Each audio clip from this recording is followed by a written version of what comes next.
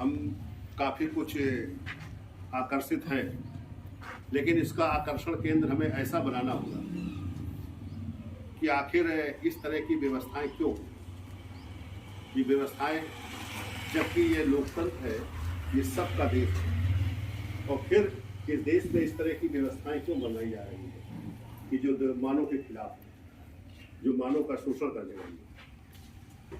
वो इसलिए है कि यह देश पहले से विकृत सामाजिक व्यवस्था कर रहा है, जिसे आप मनुवाद कहते हैं। तो अब वो जो व्यवस्था चल रही थी मानव के खिलाफ, क्योंकि इस देश में जो मूल निवासी है वो बौद्ध, और वो उस विकृत व्यवस्था का हिस्सा बन गया, और आज वो अलग अलग खड़ा हो गया। एक जो बिल्कुल कमजोर था, जो अंत तक वो लड़ाई लड़ता रहा, वो अछूत माना जाता, क्योंकि उसके पीछे झाड़ू आगे जो मटकी का प्रचलन किया गया, और उसका 1818 में एक युद्ध हुआ। जो महार समाज के लोगों ने ये बात कही कि ये अध्यादेश वापस ले लो, अन्यथा हम युद्ध करेंगे, तो वो नहीं वापस लिया, और पेशवाओं की सरकार थी। तो इसके बाद अंग्रेजों के से समझौता करके 500 महारों ने 28,000 पेशवाओं का नस्तेनाबूद किया। आपका इतिहास ये भी है कि जो इतने शक्तिशाली थे कि 500 महारों ने, 500 मूल निवासियों ने 28,000 पेशवाओं का नस्तेनाबूद किया, और 2,000 पेशवा आत्मसमर्पण किया। लेकिन इसके बाद भी उनके समझ में ये नहीं आया, उनका अंत हो रहा, लेकिन समझ में नहीं आया, और ये समाज इतना सहनशील रहा कि वो जल्दी से उसके अंदर इंसानियत आती थी, और उससे जो खूनी संघर्ष है उससे दूर होता था, उससे दूर रहा। तो यही कारण रहा कि वो अन्याय अत्याचार करता रहा, ये उसको सहन करते रहे, जिसके कारण से ये देश की हालात ये पैदा हुई। क्योंकि ये देश स्वर्णिम युग था, जो सोने की चिड़िया कहा जाता था, जो इसे विश्व गुरु के रूप में जाना जाता था। ये बौद्ध जो काल था, उस समय ये एक स्थिति थी, क्योंकि पूरे विश्व के स्तर में यूनिवर्सिटी जो है भारत में ही थी, 6 यूनिवर्सिटियां। अब ये देश बहुत बड़ा था, अभी भी उसके अंश है। पाकिस्तान में अभी भी जो है, एक आपके बिहार में है नालंदा विश्वविद्यालय, ये सब उसी समय के जब ये विश्व गुरु का, तो ये स्थिति है। तो साथियों, इस देश में झगड़ा क्यों हो रहा है, ये संघर्ष क्यों है? ये आपके अधिकारों को छीनने के लिए।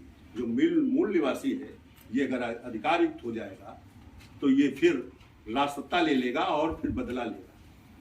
ये उनका सोचना है, इसलिए वो बार बार इस तरह का काम कर रहे हैं कि किस तरह से ये अलग अलग बने रहे, एक दूसरे से लड़ते रहे, और ये कमजोर रहे, इनकी माली हालत इतनी मजबूत ना हो पावे जिससे कि ये हमसे मुकाबला करें। ये मुख्य कारण है उसका। अब इसको आपको समझना है कि इसको किस ढंग से लड़ना है। क्या सीधे युद्ध करना है? युद्ध करोगे तो मारे जाओगे। आपको बाबा साहब की नीति का अपनाना होगा।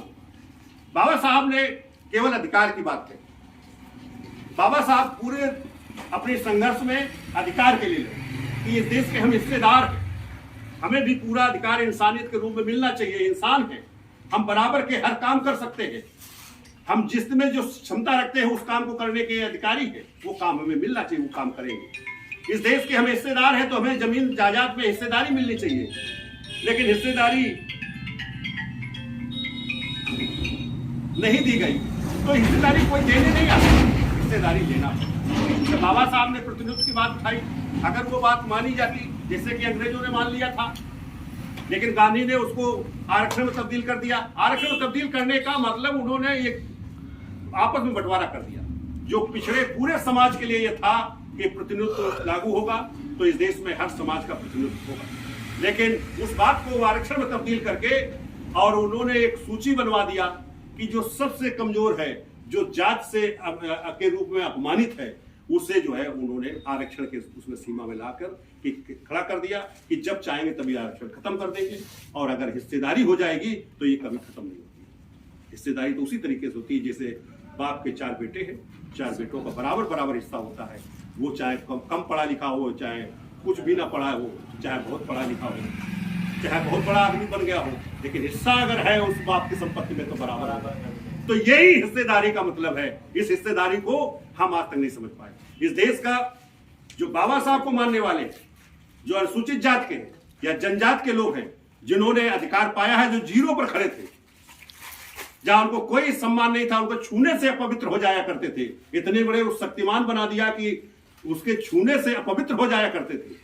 और आज स्थिति ये बन गई कि वो अपने अधिकार की बात कही, अपने अधिकार के लिए लड़ा, तो फिर वो अधिकार पाया और उस सीमा में खड़ा हो गया। तो फिर आज ये बात समझना होगा, हम पूरे मूल निवासियों को, हम पूरे भारत के जो बौद्ध थे, जो मूल निवासी है, उनको सबको अपने हिस्से की बात करनी चाहिए।